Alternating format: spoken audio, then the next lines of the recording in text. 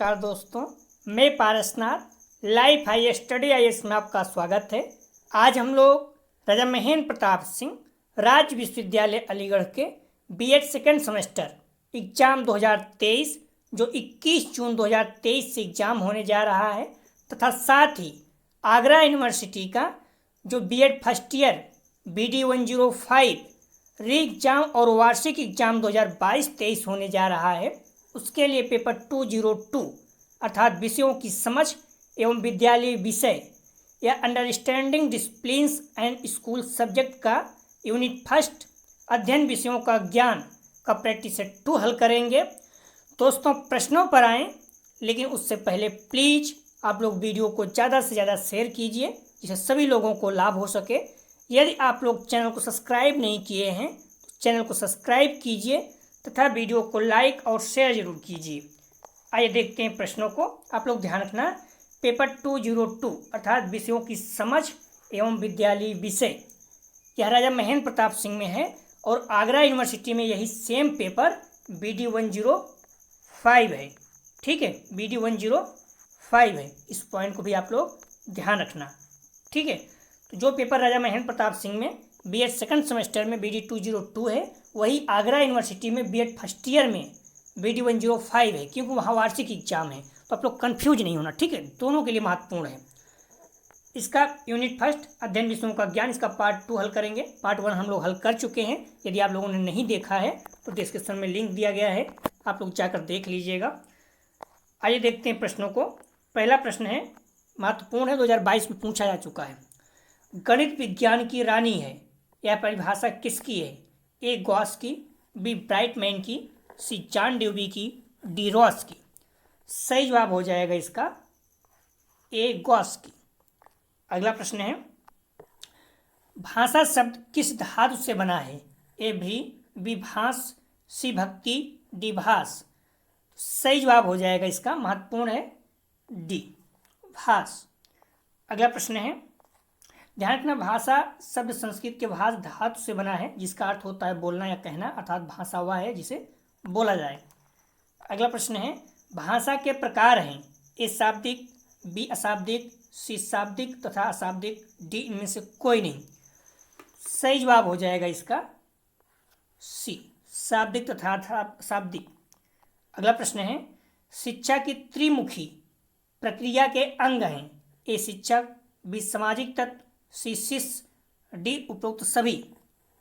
सही जवाब हो जाएगा इसका D उपयुक्त सभी। अगला प्रश्न है, प्रकृति की ओर लौटो, यह नारा किस विद्वान का है? यहाँ नारा रहेगा, ठीक है, यह नारा किस विद्वान का है? A मेरिया मंटेसरी, B फॉवेल, C रूसो रूपो, यहाँ भी रूसो रहेगा, ठीक है, और D महात्मा गांधी। प्रकृति की ओर लौटो यह नारा किस विद्वान का है? तो सही जवाब हो जाएगा, ध्यान रखना, C रूसो। अगला प्रश्न है, शरीर को पूर्ण स्वस्थ और निरोगी रखना ही मोक्ष है, यह कथन है? A Mahatma Gandhi, B Ross, C WHO, D William. सही जवाब हो जाएगा इसका A महात्मा गांधी।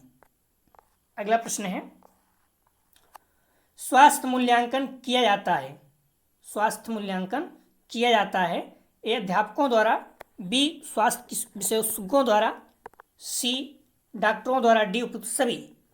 सही जवाब हो जाएगा D उपयुक्त सभी। अगला प्रश्न है, स्वास्थ्य परीक्षण के अंतर्गत किस बात का मूल्यांकन किया जाता है? A स्वास्थ्य स्थिति का मूल्यांकन, B स्वतंत्रता संबंधी ज्ञान, C दवाई देना, D उपयुक्त सभी। सही जवाब हो जाएगा, ध्यान रखना, 8 का। इस पॉइंट को ध्यान रखना, स्वास्थ्य परीक्षण के अंतर्गत किस बात का मूल्यांकन किया जाता है? तो इसका सही जवाब हो जाएगा A स्वास्थ्य स्थिति का मूल्यांकन, ठीक है, दवाई देना, स्वतंत्रता संबंधी ज्ञान ये सभी नहीं रहता है। अगला प्रश्न है, विद्यालय स्वास्थ्य परीक्षण को बांटा जा सकता है? A दैनिक स्वास्थ्य परीक्षण, B स्वावधिक स्वास्थ्य परीक्षण, C A B दोनों, D इनमें से कोई नहीं। सही जवाब हो जाएगा इसका, ध्यान रखना, बी, सावधिक स्वास्थ्य परीक्षण। जो दैनिक स्वास्थ्य परीक्षण ये इसी में आ जाता है, ठीक है, इसीलिए बी इसका सही जवाब हो जाएगा। सर्वाधिक स्वास्थ्य परीक्षण प्राथमिक सूचना स्रोतों के अंतर्गत सर्वाधिक प्रयोग में लाए जाने वाला स्रोत है। नियमित अंतराल जैसे दैनिक, साप्ताहिक, पाक्षिक, मासिक, त्रैमासिक इत्यादि पर प्रकाशित होने के कारण इसे समसामयिकी या सावधिक प्रकाशन कहा जाता है। अगला प्रश्न है, आधुनिक विचारधारा अध्ययन के विभिन्न क्षेत्रों में विहान अंतर विद्यमान के पक्ष में है, यह कथन किसका है?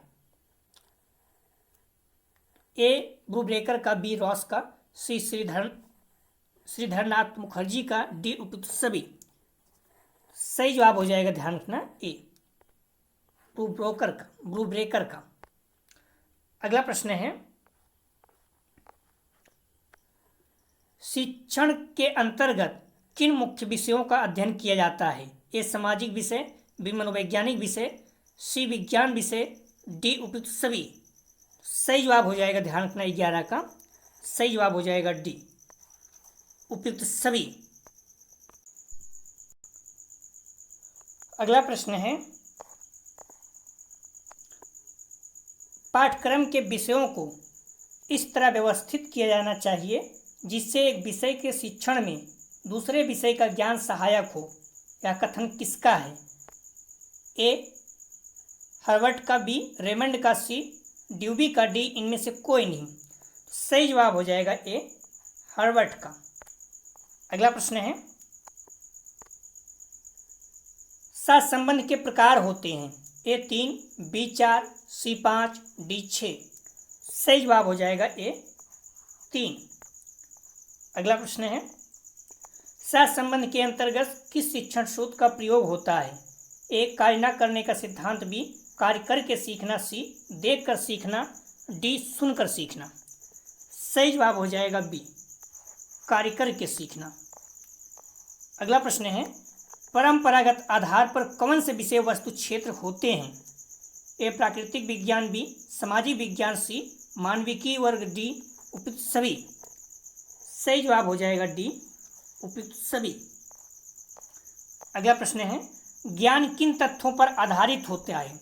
ए सत्यता, बी सबूत, सी विचार, डी उपयुक्त सभी। सही जवाब हो जाएगा डी उपयुक्त सभी। अगला प्रश्न है, ज्ञान की प्रकृति किससे संबंधित होती है? ए एक साध्य के रूप में, बी एक साधन के रूप में, सी संज्ञानात्मक प्रक्रिया के रूप में, डी उपयुक्त सभी के रूप में। सही जवाब हो जाएगा 17 का, ध्यान रखना, डी उपयुक्त सभी के रूप में। अगला प्रश्न है, प्रत्यय से संबंधित तथ्य क्या कहलाता है? ए सूचनाएं, बी विश्लेषण, सी अवलोकन, डी इनमें से कोई नहीं। सही जवाब हो जाएगा इसका ए सूचनाएं। अगला प्रश्न है, 20वीं शताब्दी में विज्ञान विषय के अंतर्गत किन विषयों को सम्मिलित किया गया? ए भौतिक व रसायन, बी जीव विज्ञान, सी भू विज्ञान व खगोल विज्ञान, डी उपयुक्त सभी को। सही जवाब हो जाएगा डी उपयुक्त सभी को। अगला प्रश्न है, आप लोग ध्यान रखना, यह जो प्रैक्टिस सेट हम लोग हल कर रहे हैं यह राजा महेंद्र प्रताप सिंह में 100 अंक का है, ठीक है, 80 अंक का पेपर है 20 इंटरनल, और जो आगरा यूनिवर्सिटी है वहाँ पर 40 अंक का है, ठीक है। और Raja Mahendra Pratap Singh BEd second semester में यह BD 202 है, आगरा यूनिवर्सिटी में बीएड फर्स्ट ईयर में BD 105 है, क्योंकि वहाँ वार्षिक एग्जाम है, तो आप लोग कन्फ्यूज नहीं होना, ठीक है। जो बच्चे आगरा यूनिवर्सिटी के हैं वो BD 105 प्रैक्टिस सेट हल कर रहे हैं, और जो राजा महेंद्र प्रताप सिंह में हैं वो सेकंड सेमेस्टर BD 202 का प्रैक्टिस सेट हल कर रहे हैं। तो आप लोग इतना पता होना चाहिए सिलेबस के अनुसार, ठीक है, कन्फ्यूज नहीं होना। और वीडियो को शेयर और लाइक जरूर करें, अपने कॉलेज ग्रुप दोस्त यार जो भी हैं हर जगह शेयर करें प्लीज। शिक्षा किन शक्तियों का विकास करती है? ए शारीरिक, बी मानसिक, सी सामाजिक, डी उपयुक्त सभी। सही जवाब हो जाएगा डी उपयुक्त सभी। अगला प्रश्न है, दूरस्थ शिक्षा एक स्वतंत्र अधिगम है, यह कथन किसका है? ए रॉस का, बी बेडमीयर का, सी सैडवन का, डी स्किनर का। सही जवाब हो जाएगा बी बेडमीयर का। अगला प्रश्न है, दूरस्थ शिक्षा के अन्य नाम हैं। ए पत्राचार शिक्षा, बी मुक्त अधिगम, सी बहुमाध्यम शिक्षा, डी उपयुक्त सभी। सही जवाब हो जाएगा डी उपयुक्त सभी। अगला प्रश्न है, अनौपचारिक शिक्षा के स्रोत हैं। ए दैनिक जीवन के कार्य, बी अनुभव, सी विभिन्न गतिविधियां, डी उपयुक्त सभी। तो अनौपचारिक शिक्षा के स्रोत हैं, सही जवाब हो जाएगा डी उपयुक्त सभी। अनौपचारिक शिक्षा में घर से घर पे परिवार में आप क्या सीखते हो। अनौपचारिक शिक्षा के प्रमुख साधन परिवार हो गया, समुदाय हो गया, मित्र मंडली हो गया, धर्म हो गया, समाज, खेल का मैदान, प्रकृति इत्यादि है।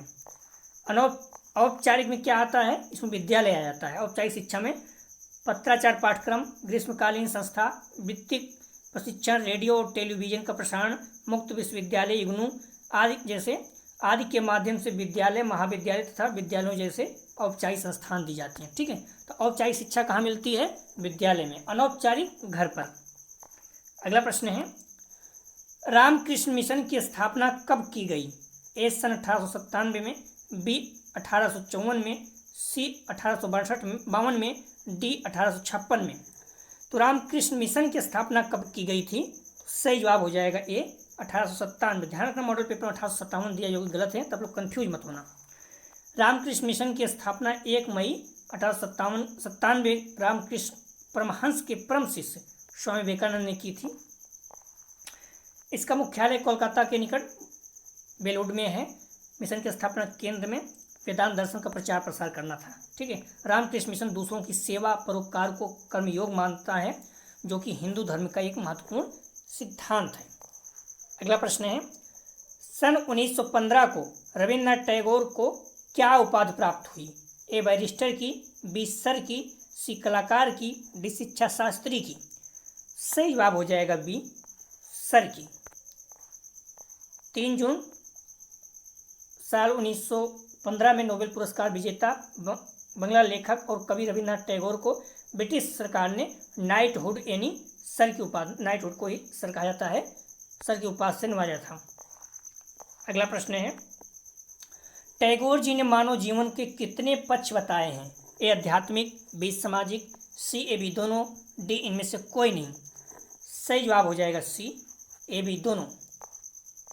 अगला प्रश्न है, बुनियादी हस्तकला के अंतर्गत आते हैं, मोस्ट इंपॉर्टेंट रखिएगा, प्रश्न आ चुका है। ए कृषि, बी कताई बुनाई, सी लकड़ी का कार्य, डी उपयुक्त सभी। सही जवाब हो जाएगा इसका डी उपयुक्त सभी। अगला प्रश्न है, गिजुभाई ने किस नारे का प्रतिपादन किया। गुजरात के थे। ए अतिथि देवो भव, बी शिक्षा देवो भव, सी बाल देवो भव, डी इनमें से कोई नहीं। सही जवाब हो जाएगा डी सी बाल देवो भव। अगला प्रश्न है, ध्यान रखना, बालक को देव स्वरूप मानने वाले गिजुभाई बच्चों में मूछों वाली माँ के रूप में पहचाने जाते थे। इनका नारा था बाल देवो भव। अगला प्रश्न है, जॉन ड्यूवी ने किस प्रकार कार्य करने पर बल दिया। ए करके सीखना, बी करके देखना, सी करने से पूर्व सीखना, डी करने के पश्चात सीखना रहेगा यहाँ पर। ठीक है, सही जवाब हो जाएगा, ध्यान रखना इसका ए करके सीखना। अगला प्रश्न है, रूसों की शिक्षण विधियां कौन कौन सी थी।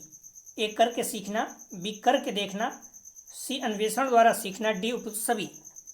सही जवाब हो जाएगा डी उपयुक्त सभी। अगला प्रश्न है, मंटेसरी ने किन शिक्षण पद्धतियों पर बल दिया।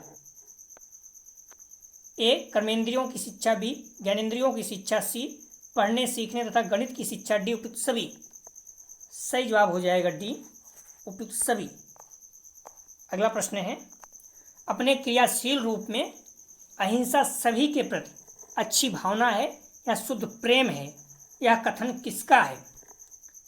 सही जवाब हो जाएगा इसका ए गांधी जी का। आदर्शवादी बातें ज़्यादातर यही करते थे। अगला प्रश्न है, बाल केंद्रित शिक्षा पर सर्वाधिक बल किसने दिया। ए महात्मा गांधी ने, बी गिजुभाई वेदेकनाथ, सी रविन्द्रनाथ टैगोर ने, डी मेरिया मंटेसरी ने। सही जवाब हो जाएगा डी मेरिया मंटेसरी ने। अगला प्रश्न है, रूसो के अनुसार शिक्षा के स्रोत हैं ए प्रकृति, बी मनुष्य, सी वस्तुएं, डी उपयुक्त सभी। सही जवाब हो जाएगा डी सभी। रूसो के अनुसार बालक की शिक्षा के 3 प्रमुख स्रोत हैं प्रकृति, पदार्थ और मनुष्य। अगला प्रश्न है शिक्षा का अर्थ है ए शिक्षण, बी संवर्धन, सी पथ प्रदर्शन, डी उपयुक्त सभी। सही जवाब हो जाएगा डी उपयुक्त सभी। अगला प्रश्न है शिक्षा के द्वारा बालक किस प्रकार के चिंतन का लाभ पा सकते हैं? ए सत्य का, बी शिवम का, सी सुंदरम, डी उपयुक्त सभी। सही जवाब हो जाएगा डी उपयुक्त सभी।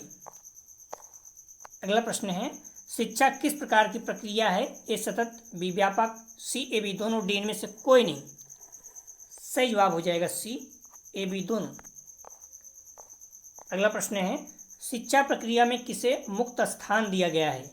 ए शिक्षक को, बी छात्र को, सी पाठ्यक्रम को, डी उपयुक्त सभी को। सही जवाब हो जाएगा ए शिक्षक को। अगला प्रश्न है शारीरिक शिक्षा संपूर्ण शिक्षा का ही एक अंग है, यह कथन किसका है? सही जवाब हो जाएगा, ध्यान रखना, 39 का बी सर्मक का। अगला प्रश्न है शारीरिक शिक्षा का संबंध है ए जिम्नास्टिक से, बी पीटी से, सी ड्रिल से, डी उपयुक्त सभी से। महत्वपूर्ण प्रश्न है, सही जवाब हो जाएगा डी उपयुक्त सभी से। अगला प्रश्न है शारीरिक क्रिया का संबंध है ए शारीरिक विकास से, बी मानसिक विकास से, सी नैतिक विकास से, डी उपयुक्त सभी।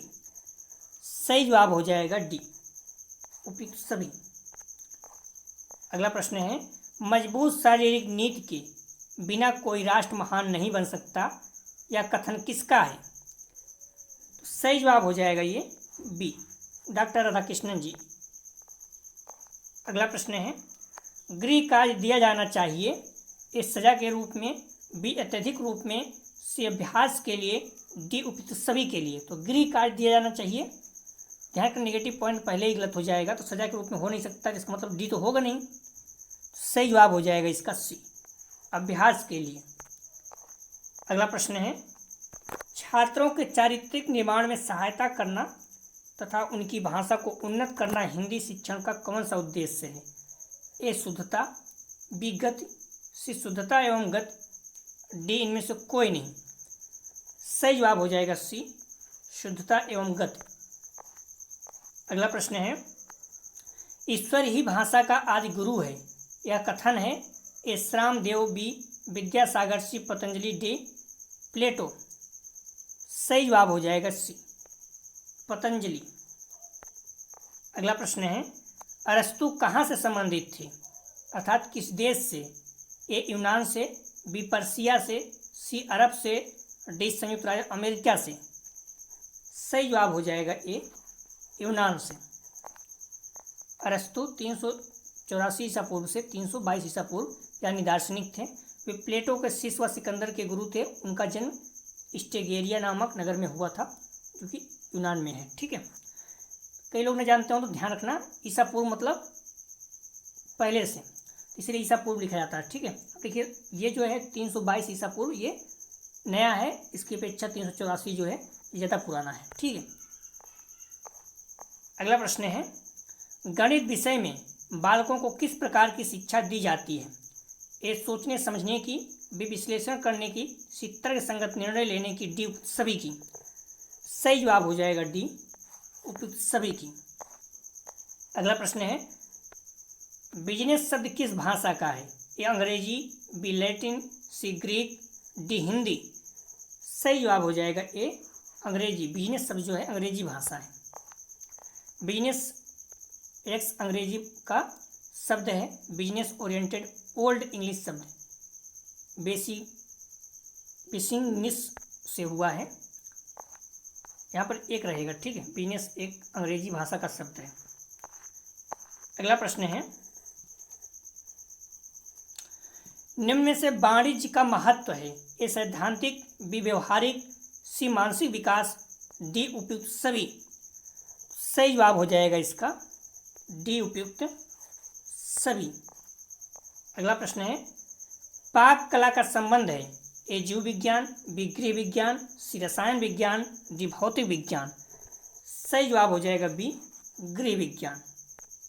अगला प्रश्न है, ध्यान रखना, भोजन तैयार करने, उसे पकाने तथा प्रस्तुत करने की कला पाक कला कहलाती है, ठीक है। लेकिन जब हम खाने को पकाने के साथ उसे अच्छे से परोसते भी हैं तो उसे कुलिनरी आर्ट्स कहते हैं, अर्थात पाक कला ही कहते हैं इंग्लिश में। अगला प्रश्न है, सामाजिक विज्ञान के अंतर्गत अध्ययन किया जाता है, एक कला का, बी मानव का, सी शिक्षा का, डी सभी का। सही जवाब हो जाएगा इसका बी, ध्यान रखना मानव का, कंफ्यूज नहीं होना, ठीक है। सामाजिक विज्ञान के अंतर्गत मानव का अध्ययन किया जाता है। सामाजिक विज्ञान एक सामान्य आदमी की वैज्ञानिक अध्ययन को पूर्ण करता है, ठीक है। अगला प्रश्न है, सामाजिक विज्ञान में शिक्षण की सुविधा है किन किन तथ्यों को रखा जाता है, ए समाज विज्ञान के तत्वों का, बी विधियों का, सी शोधों का, डी उपयुक्त सभी का। सही जवाब हो जाएगा इसका डी, उपयुक्त सभी का। अगला प्रश्न है, शिक्षा का उद्देश्य व्यक्ति को किस ओर अग्रसर करना है, ए उन्नति का, बी ज्ञान का, सी अवनति का, डी उपयुक्त सभी का। इनमें से कोई नहीं। सही जवाब हो जाएगा ए उन्नति का, ज्ञान का उद्देश्य व्यक्ति को उन्नति की ओर अग्रसर करना है। अगला प्रश्न है, सामाजिक विज्ञान अध्ययन के क्षेत्र हैं, ए मानव व्यवहार, बी सामाजिक पर्यावरण, सी भौतिक पर्यावरण, डी उपयुक्त सभी। सही जवाब हो जाएगा डी, उपयुक्त सभी। अगला प्रश्न है, सामाजिक विज्ञान अध्ययन में शिक्षण की सुविधा हेतु रखा जाता है, ए तथ्यों को, बी विधियों व शोधों को, सी ए बी दोनों, डी इनमें से कोई नहीं। सही जवाब हो जाएगा सी ए बी दोनों, अर्थात तत्वों और विधियों व शोधों दोनों को। अगला प्रश्न है, भूगोल विषय में जानकारी दी जाती है, ए ज्ञान की, बी भूमंडल की, सी इतिहास की, डी नागरिक जीवन की।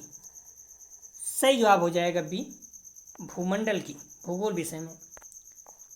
अगला प्रश्न है, सामाजिक अध्ययन का महत्व किन किन दृष्टियों से होता है, ए व्यक्तिगत दृष्टि से, बी सामाजिक दृष्टि से, सी ए बी दोनों, डी इनमें से कोई नहीं।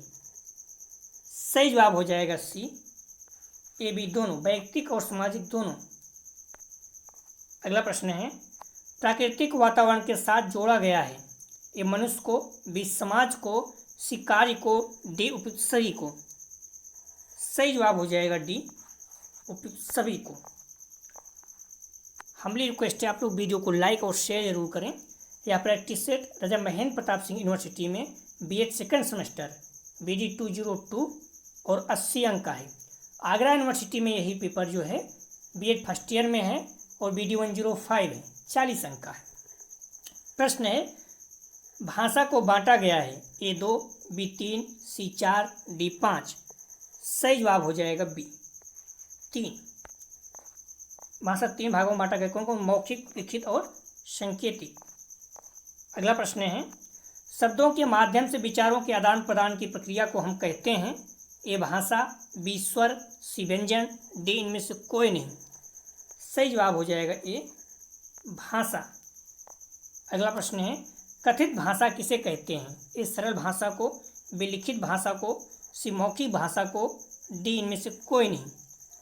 सही जवाब हो जाएगा सी मौखिक भाषा को।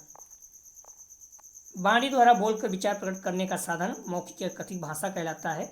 मौखिक भाषा को कथित और उच्चारित भाषा भी कहते हैं। अगला प्रश्न है, लिखित भाषा में जिन ध्वनि चिन्हों का प्रयोग किया जाता है उन्हें हम कह सकते हैं, ए वर्ण, बी सृजन, सी संकेत, डी इनमें से कोई नहीं। सही जवाब हो जाएगा ए वर्ण।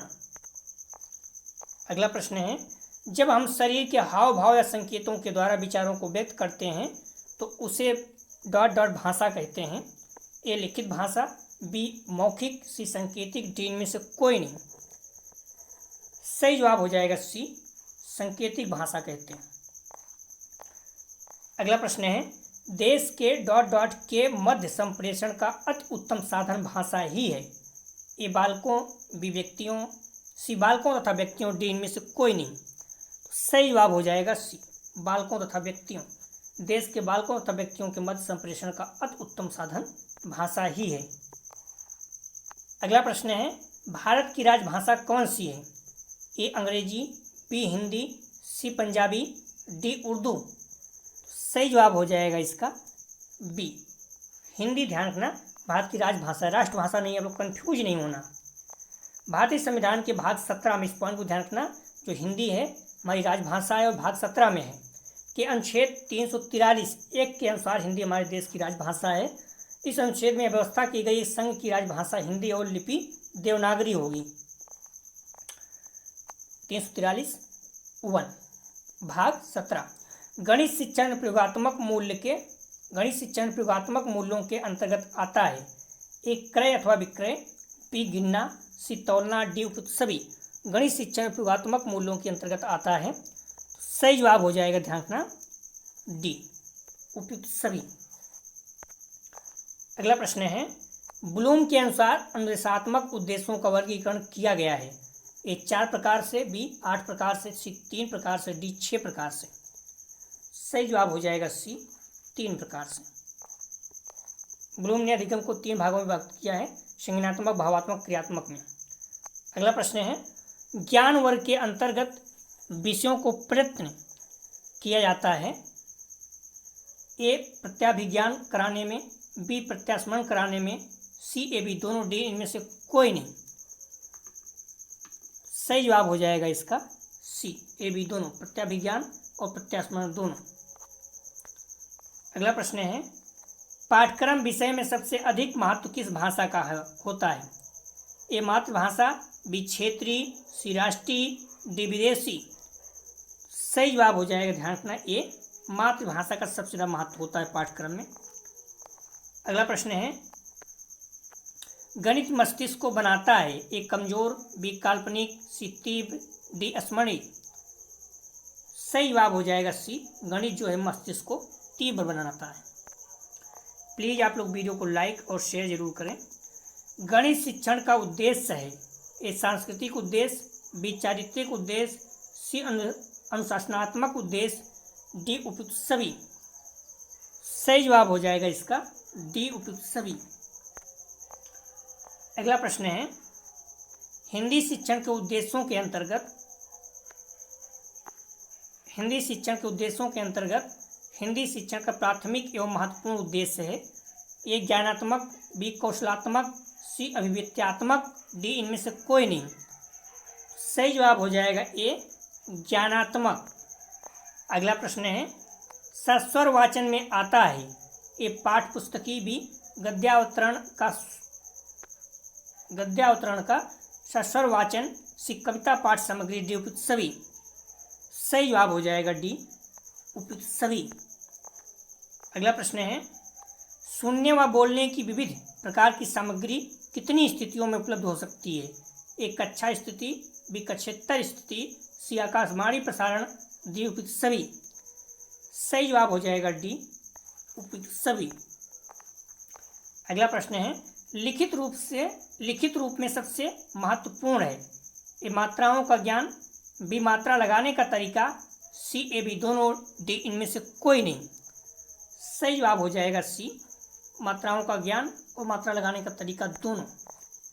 अगला प्रश्न है, बालक में अशुद्धता की आदत अध्यापक की थोड़ी लापरवाही से आती है। यह कथन किसका है। सही जवाब हो जाएगा, ध्यान रखना, बी श्री रावत तथा अग्रवाल का। 2 प्रश्न है, इसका जवाब आप लोग जरूर दिए कमेंट सेक्शन में, महत्वपूर्ण है, आ सकता है एग्जाम में। एडुसेरे का तात्पर्य है to educate, B to raise, C to bring forth, D to bring up. और दूसरा प्रश्न है, पाठ्य योजना में किन बातों का समावेश होना चाहिए। ए छात्रों का पूर्व ज्ञान, बी पाठ का प्राप्तव्य उद्देश्य, सी ए बी दोनों, डी इनमें से कोई नहीं। सही जवाब आप लोग कमेंट सेक्शन में जरूर दीजिएगा, ठीक है। तो ध्यान रखना दोस्तों, यह था BD 202 का यूनिट 1। हम लोग जो कल हल करेंगे यूनिट 2 अध्ययन विषयों का ऐतिहासिक पक्ष। हमारी रिक्वेस्ट है कि आप लोग वीडियो को ज़्यादा से ज़्यादा शेयर कीजिए और लाइक जरूर कीजिए। एक शब्द बार बार कह रहा हूँ, या जो प्रैक्टिस सेट हल कर रहा हूँ राजा महेंद्र प्रताप सिंह में जो सेकंड सेमेस्टर एग्जाम होने जा रहा है उसमें BD 202 है, 80 अंक का है। और जो आगरा यूनिवर्सिटी है वहाँ पर BEd फर्स्ट ईयर में है BD 105, 40 अंक का है। दोनों जगह 1.5 घंटा समय रहेगा, ठीक है। तो प्लीज़ वीडियो को अपने कॉलेज दोस्त यार जो भी हैं बीएड कर रहे हैं हर जगह शेयर कीजिए तथा वीडियो को लाइक ज़रूर कीजिए। वीडियो देखने के लिए धन्यवाद दोस्तों।